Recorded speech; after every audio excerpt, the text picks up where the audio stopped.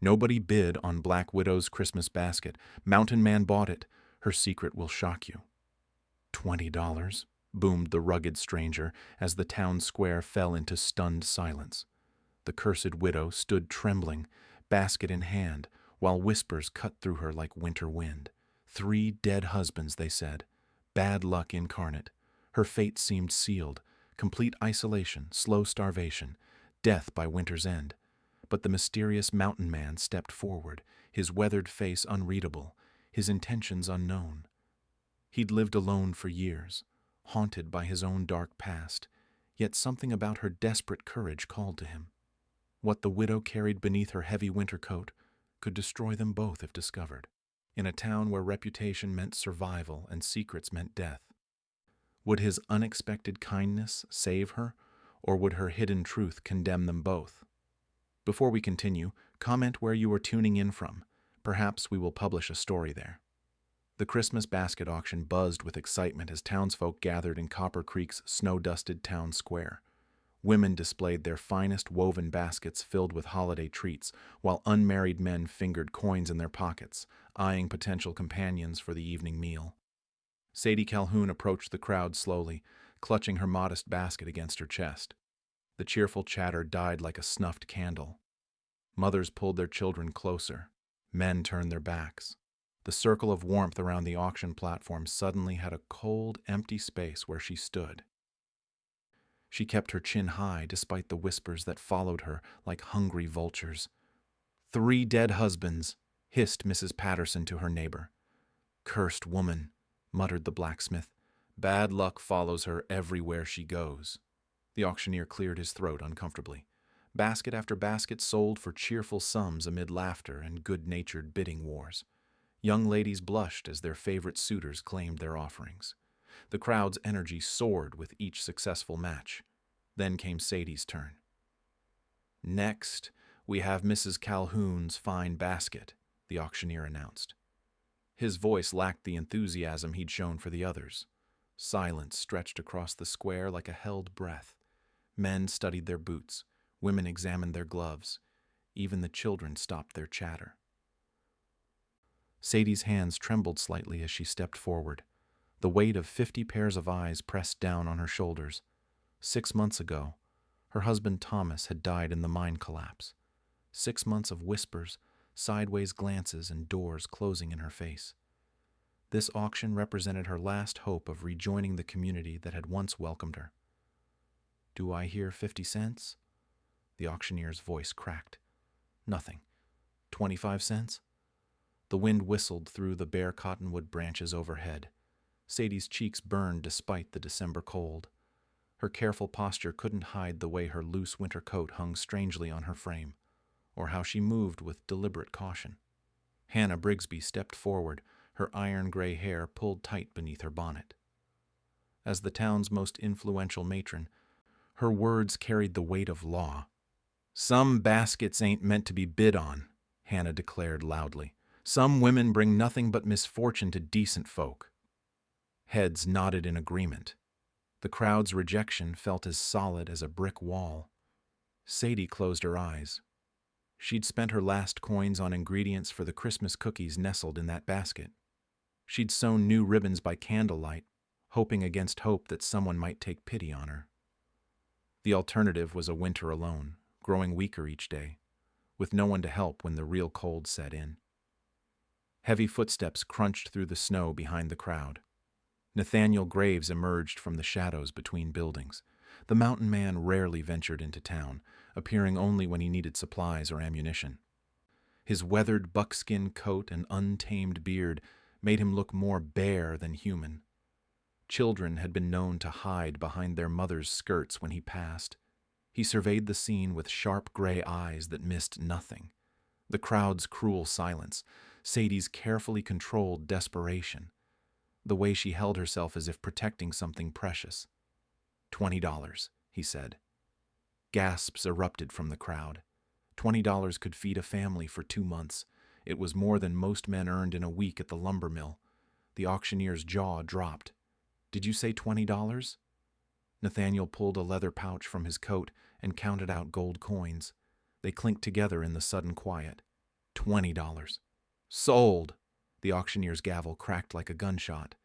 Sadie stared at the stranger who'd just changed her fate. She knew his reputation. A hermit who'd lost his family years ago in some terrible accident. A man who trusted animals more than people and spoke to no one unless necessity demanded it. Why had he saved her? Nathaniel approached and gently took the basket from her shaking hands. His calloused fingers brushed hers briefly. No judgment lived in his weathered features, only a quiet understanding that made her throat tighten with unexpected emotion. "Where would you like to share this meal?" he asked simply.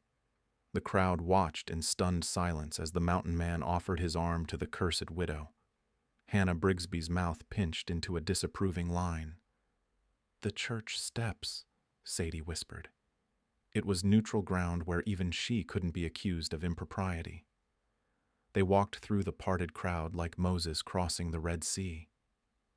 Behind them, whispers exploded into urgent conversations about this unexpected development. Nathaniel spread his coat on the church steps and opened the basket with careful hands. Inside lay sugar cookies shaped like stars, dried apple slices, and a small jar of precious honey. Simple fare that represented everything she had left. "You didn't have to do this," Sadie said quietly. He bit into a cookie and nodded approvingly. "Good baking." She studied his weathered profile. Deep lines around his eyes spoke of years squinting into mountain sun and wind. A scar ran along his left temple, nearly hidden by his hair. This was a man who'd survived things that broke lesser people. "They're not wrong about me," she said finally. "Bad things do happen around me." Nathaniel's gray eyes met hers directly. "Bad things happen everywhere. Don't make it your fault." Something in his tone suggested he knew about carrying undeserved guilt. They ate in companionable silence while the crowd slowly dispersed, shooting curious glances their way. As the sun began to set behind the mountains, Sadie realized this strange man had given her something more valuable than rescue from humiliation. He'd given her hope that perhaps she wasn't as alone as she'd believed. But the secret growing beneath her winter coat could destroy even this fragile kindness if discovered. 3 weeks passed since the Christmas auction. Nathaniel appeared at Sadie's cabin door each morning like clockwork, his arms loaded with split firewood or his toolbox in hand. He worked in silence, repairing loose shutters and patching holes that let in the bitter wind. Sadie watched him from her kitchen window, grateful yet terrified. No man had shown her kindness since Thomas died. The town's cold shoulder had taught her to expect rejection, not rescue. She moved carefully around her small cabin, one hand often pressed to her lower back. The loose dresses she wore couldn't hide her condition much longer. Morning sickness had given way to a different kind of exhaustion that settled deep in her bones. Hannah Brigsby made her rounds through town like a general inspecting troops. She cornered women at the general store and men outside the saloon, planting seeds of suspicion about the mountain man's daily visits. "Mark my words," Hannah declared to a group of wives gathered around the church steps. "That wild man is taking advantage of a grieving woman. Someone needs to put a stop to it before he ruins what's left of her reputation." The women nodded and clucked their tongues. They'd already decided Sadie was beyond saving, but the idea of impropriety gave them fresh reason to gossip. Sheriff Tobias Wilkes observed the growing tension from his office window. He'd known Sadie since she was a girl, remembered her wedding day when the whole town celebrated. The transformation from beloved young bride to social pariah troubled him more than he cared to admit. Nathaniel chopped wood behind Sadie's cabin, his axe biting deep into the frozen logs. Each swing released some of the anger that burned in his chest whenever he heard the town's whispers. These people knew nothing about survival or real hardship. They created enemies where none existed. The cabin door creaked open. Sadie appeared with a steaming cup of coffee, moving slower than usual. Her face had gone pale and perspiration beaded her forehead despite the December cold. "You don't have to work so hard," she said, offering him the cup. Nathaniel set down his axe and studied her carefully. Something was wrong. Her breathing seemed labored, and she gripped the doorframe for support. "You feeling poorly?" he asked. Sadie started to shake her head, then swayed dangerously. The coffee cup slipped from her fingers and shattered on the frozen ground. Nathaniel caught her before she could fall, his strong arms supporting her weight. "Easy now," he murmured, guiding her back inside the warm cabin. He helped her to a chair by the fire and knelt beside her. Years of mountain living had taught him to read the signs of illness and injury. What he saw in Sadie's face sent alarm bells ringing through his mind. Her skin had taken on a waxy pallor. Dark circles shadowed her eyes. When he checked her pulse, it fluttered weak and rapid beneath his fingers. "When did you last eat a real meal?" he asked gently. Sadie's laugh came out brittle and sharp. "What's a real meal? I've been living on bread and whatever vegetables I can afford." Nathaniel's jaw tightened. He'd assumed she had enough food, enough money to survive the winter. The truth hit him like a physical blow. She was slowly starving, and her loose clothes had hidden how much weight she'd lost. But there was something else. Something in the way she held herself, the careful movements, the protective way her hands sometimes drifted to her stomach. Recognition dawned slowly in his experienced eyes. "Sadie," he said quietly, "how far along are you?" The question hung in the air like smoke from a dying fire. Sadie's eyes went wide with panic, then filled with tears she'd been holding back for months. "I don't know what you mean," she whispered. Nathaniel had helped deliver foals and calves, had seen enough pregnant animals to recognize the signs. More importantly, he'd watched his own wife Margaret carry their child before the fire took them both. "About 5 months, I'd guess," he said gently. Sadie's composure cracked completely. Sobs shook her thin shoulders as months of fear and isolation poured out. She covered her face with her hands, ashamed to let him see her breakdown. "Thomas died 6 months ago," she choked out between tears. "I didn't even know until after the funeral. If the town finds out, they'll run me out completely. An unmarried mother is worse than a cursed widow." Nathaniel's heart clenched with unexpected pain. The sight of her desperate fear brought back memories of his own helplessness when Margaret needed him most. He'd failed to save his family from the fire that consumed their cabin. But maybe he could save this one. "They won't find out from me," he said firmly. Sadie looked up at him through her tears. "Why are you helping me? You don't even know me." Images flashed through Nathaniel's mind. Margaret's laugh as she tended their garden. The way she'd place his hand on her growing belly to feel the baby kick. The screams that woke him from nightmares even 5 years later. "I know what it's like to lose everything," he said simply. "And I know what it's like to wish someone had been there to help when help was needed." He stood and moved to her kitchen, taking inventory of her meager supplies, a few potatoes, some flour, and precious little else. She'd been sacrificing her own health to maintain appearances, slowly wasting away rather than admit her desperate circumstances. "I'm going to town for supplies," he announced. "Real food. Medicine if you need it." "I can't pay you back," Sadie protested weakly. "Didn't ask you to." That evening, Nathaniel returned with sacks of flour, dried meat, canned vegetables, and fresh eggs. He cooked a simple but nourishing stew while Sadie rested by the fire, color slowly returning to her cheeks. As they shared the meal in comfortable silence, an unspoken alliance formed between them. Two wounded souls who'd found purpose in protecting something precious together. Nathaniel's daily visits became routine over the following weeks. He arrived each morning with supplies and stayed until evening, ensuring Sadie ate proper meals and rested when exhaustion overtook her. The color returned to her cheeks, but her growing belly made concealment increasingly difficult. Town gossip reached a fever pitch. Women whispered behind gloved hands about the improper arrangement. Men muttered about the mountain man overstepping his bounds. Hannah Brigsby's campaign of moral outrage gained momentum daily. "It's unseemly," Hannah proclaimed at the church social. "A wild man spending all hours with a vulnerable widow.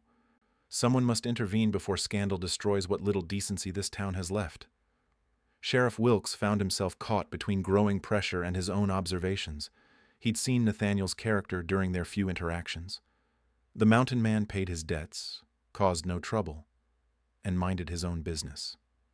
But the town demanded action.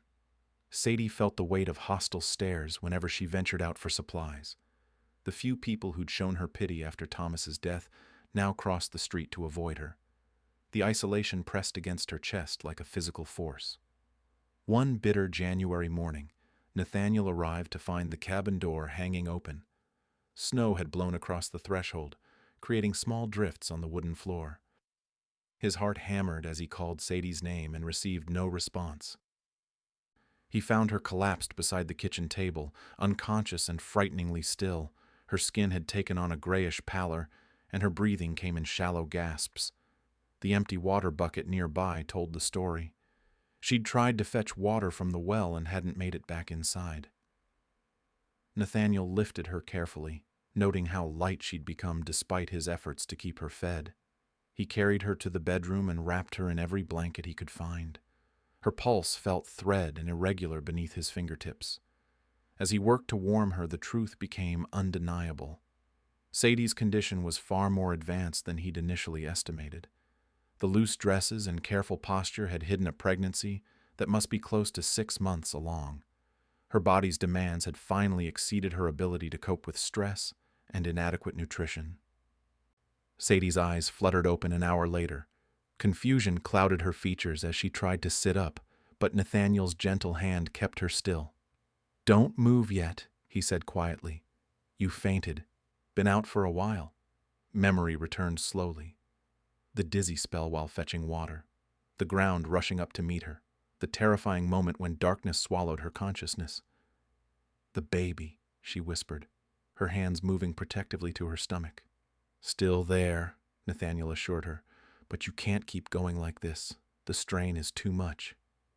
Tears leaked from the corners of Sadie's eyes. The secret she'd guarded so desperately had become impossible to hide from the one person who'd shown her kindness. "I'm about 6 months along," she admitted in a broken voice. "Thomas died before I even knew. I discovered it weeks after the funeral when the sickness started. If anyone finds out, I'll lose everything. They'll say I'm unfit, immoral. They might even take the baby away." Nathaniel's throat tightened with unexpected emotion. He remembered Margaret's excitement when she'd shared similar news, the way her eyes had glowed with joy and anticipation. The contrast between that memory and Sadie's terror struck him like a physical blow. "Why didn't you tell me sooner?" he asked gently. "Because I was afraid you'd leave too." The words came out barely above a whisper. "Everyone leaves eventually. I couldn't bear to lose the only friend I have left." Something shifted deep in Nathaniel's chest. For 5 years, he'd lived like a ghost, haunting the mountains and avoiding human connection. Guilt over Margaret and their unborn child had driven him into isolation, convinced he didn't deserve a second chance at caring for someone. But looking at Sadie's frightened face, he felt purpose returning to his hollow existence. This woman and her unborn child needed protection. They needed someone who would stand between them and a world that seemed determined to destroy them. "I'm not going anywhere," he said with quiet conviction. Relief flooded Sadie's features, followed quickly by fresh worry. "But the town will make trouble for you. Hannah Brigsby is already stirring up sentiment against both of us. If they discover the truth about my condition, they'll blame you." Nathaniel had faced down bears, survived blizzards, and endured losses that would break most men. The opinion of narrow-minded townspeople held no terror for him. "Let them talk," he said simply. "Words don't hurt unless you let them." Over the following days, their partnership deepened into something approaching family. Nathaniel took over all the heavy work while Sadie focused on resting and regaining her strength. He cooked meals, mended clothes, and even attempted to tidy the cabin with clumsy but determined hands. In quiet evening hours by the fire, they began sharing pieces of their past. Nathaniel spoke of Margaret's gentle nature and her excitement about becoming a mother. Sadie described Thomas's dreams of expanding their small farm and raising children together. "Do you think they'd approve?" Sadie asked one night, watching snowflakes dance outside the window. "Of us helping each other, I mean." Nathaniel considered the question seriously. Margaret had possessed a generous heart and strong sense of justice. Thomas, from what he'd observed, had been a decent man who'd loved his wife deeply. "I think they'd want us to survive," he said finally, "and maybe even find some happiness along the way." The alliance between them solidified into something stronger than friendship, but different from romance. They became partners united by necessity, mutual respect, and a shared determination to protect the innocent life growing within Sadie's womb. But outside their fragile sanctuary, storm clouds gathered as Hannah Brigsby's campaign reached dangerous new heights. February brought harsh winds and deeper snow, but also mounting pressure from the town. Hannah Brigsby's campaign against Sadie and Nathaniel had gained dangerous momentum. Women refused to acknowledge Sadie's existence when their paths crossed. Men spoke openly about running the mountain man out of town. Sheriff Wilkes sat in his office late one evening, studying a collection of documents that had nagged at him for months. The official report of Thomas Calhoun's death listed the mine collapse as an unfortunate accident. Equipment failure, the papers claimed. No one to blame, just bad luck that claimed 3 good men. But inconsistencies had begun to surface. Conversations overheard at the saloon. Nervous glances when certain names were mentioned. A pattern of accidents at mines owned by the same company, all involving safety equipment that mysteriously failed at crucial moments. Dr. Samuel Reed knocked softly on the sheriff's door, his medical bag clutched tightly in his weathered hands. The aging physician looked troubled, his usual calm demeanor replaced by obvious anxiety. "Sheriff, I need to speak with you about a delicate matter," Dr. Reed said, settling into the chair across from Wilkes's desk. "If it's about the Calhoun woman, I already know Nathaniel's been helping her," Wilkes replied carefully. Dr. Reed's eyebrows rose in surprise. "Then you know about her condition?" The sheriff's pen stopped moving across his paperwork. "What condition?" "She's with child, Tobias. About 7 months along now, I'd estimate. Nathaniel brought her to me last week when she took ill. The stress and poor nutrition were affecting both mother and baby." Sheriff Wilkes leaned back in his chair, pieces of a larger puzzle beginning to form in his mind. "Thomas died 7 months ago, which means she conceived before his death," Dr. Reed confirmed. "But if word spreads before she can marry again, the scandal will destroy her completely. You know how this town treats unmarried mothers." The sheriff's investigation into the mining accident suddenly took on new urgency. If Sadie truly was an innocent victim of circumstances, then someone had orchestrated her social destruction for reasons that had nothing to do with bad luck or curses. Hannah Brigsby gathered her most influential supporters in the church basement 3 days later.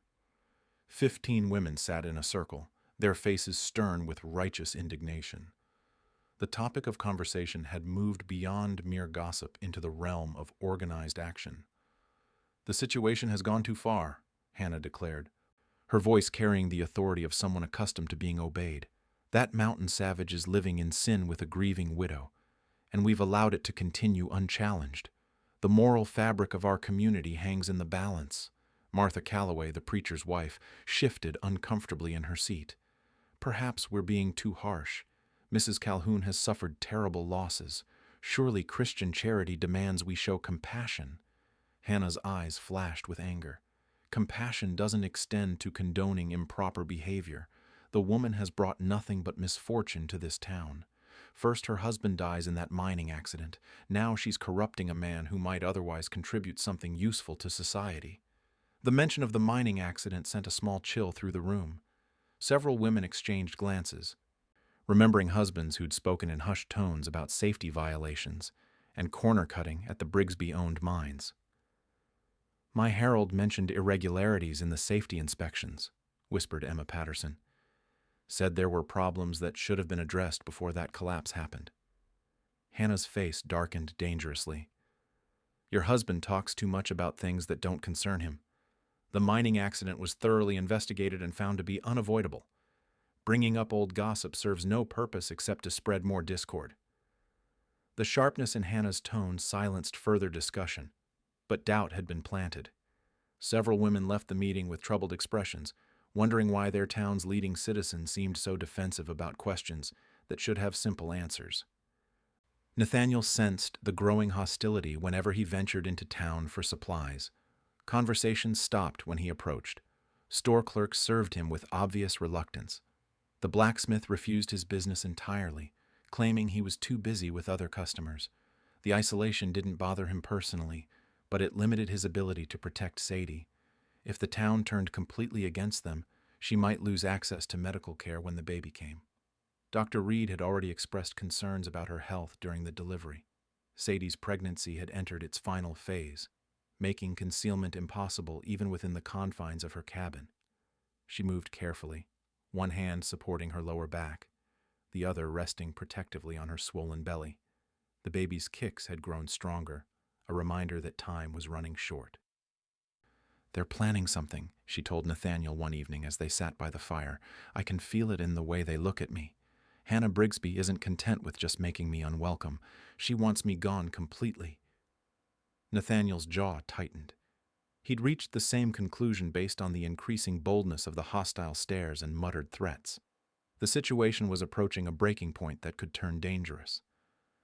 "Maybe we should leave," Sadie continued quietly. "Find somewhere else to start over where no one knows our history." "Running won't solve anything," Nathaniel replied, "and you're too close to delivery to travel safely." As if summoned by their conversation, heavy footsteps approached the cabin door. Sheriff Wilkes's distinctive knock echoed through the small room. Both Sadie and Nathaniel tensed, unsure whether this visit represented help or the beginning of official persecution. The sheriff entered alone, his expression unreadable in the firelight. In his hands, he carried a folder thick with documents that would soon reveal the truth behind Sadie's persecution and change everything they thought they knew about their enemy. Sheriff Wilkes set his folder on Sadie's kitchen table, his weathered face grave in the firelight. The documents inside represented weeks of careful investigation, conversations with nervous minors, an examination of records that certain people had hoped would stay buried. "Mrs. Calhoun, I need to tell you some things about your husband's death," he began quietly. "Things that might be hard to hear, but you deserve the truth." Sadie's hand moved protectively to her swollen belly. At nearly 8 months pregnant, even small shocks could trigger early labor. Nathaniel stepped closer, ready to support her if the news proved overwhelming. "The mine collapse wasn't an accident," Sheriff Wilkes continued, opening the folder to reveal inspection reports and witness statements. Safety equipment was deliberately compromised. Support beams were replaced with inferior wood. Warning signs were ignored for months.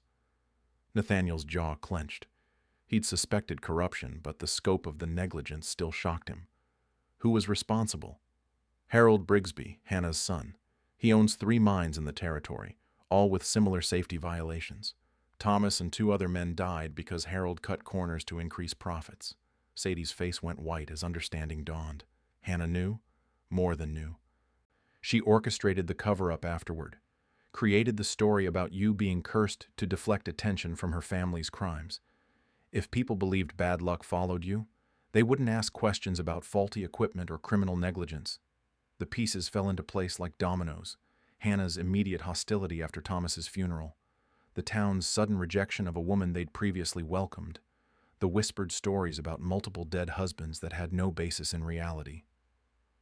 "She destroyed my reputation to protect her son," Sadie whispered, tears of rage and grief streaming down her cheeks. Sheriff Wilkes nodded grimly. 3 families lost their breadwinners because of Harold's greed, but you were the only widow who stayed in town, making you a convenient scapegoat. Hannah turned the community against you to ensure no one would listen if you started asking uncomfortable questions. Nathaniel's hands curled into fists. For months he'd watched Sadie suffer under the weight of false accusations and manufactured shame. The cruelty had been deliberate, calculated, designed to break her spirit completely. "Where's Harold now?" Nathaniel asked, his voice dangerously quiet. "Fled 2 days ago when he learned about my investigation. But I have enough evidence to file charges. The territorial judge will issue a warrant for his arrest." Sadie struggled to her feet, one hand braced against the table for support. The injustice burned in her chest like acid. She'd spent months believing herself cursed, accepting the town's rejection as somehow deserved. The truth felt liberating and devastating in equal measure. "What about Hannah?" she asked. "Accessory to covering up criminal negligence. She'll face charges too, though she might avoid prison if she cooperates with the investigation." The sheriff gathered his documents, preparing to leave. At the door, he turned back with something approaching an apology in his weathered features. "I should have investigated sooner, should have questioned the stories about bad luck and curses. Good people suffered because I was too willing to accept easy explanations." After he left, Sadie and Nathaniel sat in stunned silence. The revelation changed everything they thought they knew about their situation. Sadie wasn't a cursed widow bringing misfortune to those around her. She was a victim of deliberate persecution designed to protect murderers. "The whole town believed her lies," Sadie said finally, her voice hollow with exhaustion. "Some believed," Nathaniel corrected gently. "Others were just afraid to speak against Hannah's influence. Fear makes people cruel sometimes." Word of the sheriff's investigation spread through town like wildfire. By morning, clusters of people gathered on street corners, voices raised in heated discussion. Some expressed outrage at Hannah's deception. Others defended the Brigsby family, unwilling to accept that they'd been manipulated so easily. Martha Calloway knocked on Sadie's door that afternoon, accompanied by 3 other women whose husbands had worked in the dangerous mines. Their faces showed a mixture of shame and determination. "We came to apologize," Martha said simply, "and to offer our help when the baby comes." Behind her, Emma Patterson held a basket of fresh bread. "My Harold told me the truth about the safety violations last night. Said he was too scared of losing his job to speak up before. We all were." The women's support felt surreal after months of isolation. Sadie accepted their apologies with grace, though forgiveness would take time. Fear might explain their silence, but it didn't excuse the cruelty she'd endured. Hannah Brigsby's world crumbled as former allies abandoned her. The church ladies who'd hung on her every word now crossed the street to avoid her. Store clerks who'd once granted her credit demanded immediate payment. The social kingdom she'd ruled through fear and manipulation dissolved overnight. She made one final attempt to salvage her position, gathering a handful of loyal supporters for a last-ditch effort to discredit the sheriff's findings. But even her most devoted followers had begun asking uncomfortable questions about their leader's true motivations. "The evidence is fabricated," Hannah declared desperately. "Sheriff Wilkes has been corrupted by that mountain man and his shameless woman. They're trying to destroy a respectable family to cover their own sins." But the mining company records told a different story. Harold's signature appeared on orders for substandard materials. His initials marked inspections that were never actually performed. The paper trail led directly back to decisions that had cost 3 men their lives. Dr. Reed examined Sadie that evening, pronouncing both mother and baby healthy despite the emotional upheaval.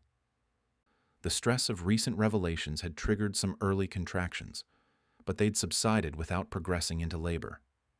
"The baby should arrive within the next 2 weeks," he predicted.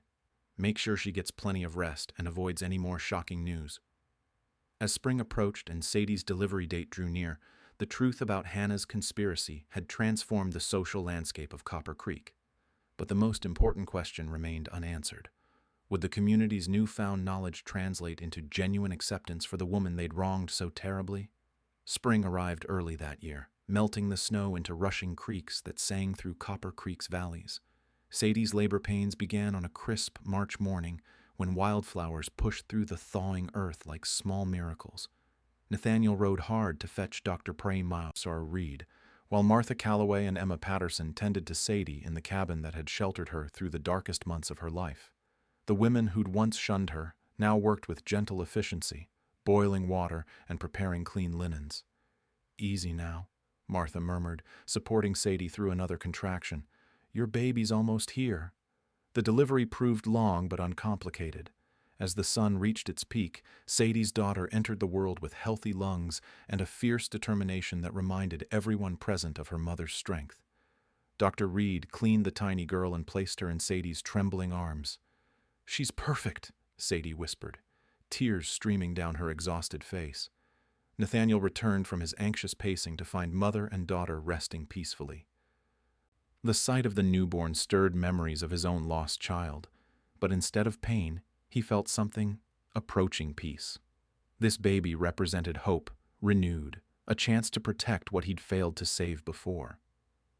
"What will you name her?" Martha asked. Sadie studied the baby's delicate features, seeing traces of Thomas in the shape of her nose and the set of her ears. Grace. Grace Thomas Stone. The middle name honored her father. The surname acknowledged the man who'd chosen to be her protector when the world turned cruel. "Stone?" Emma questioned gently.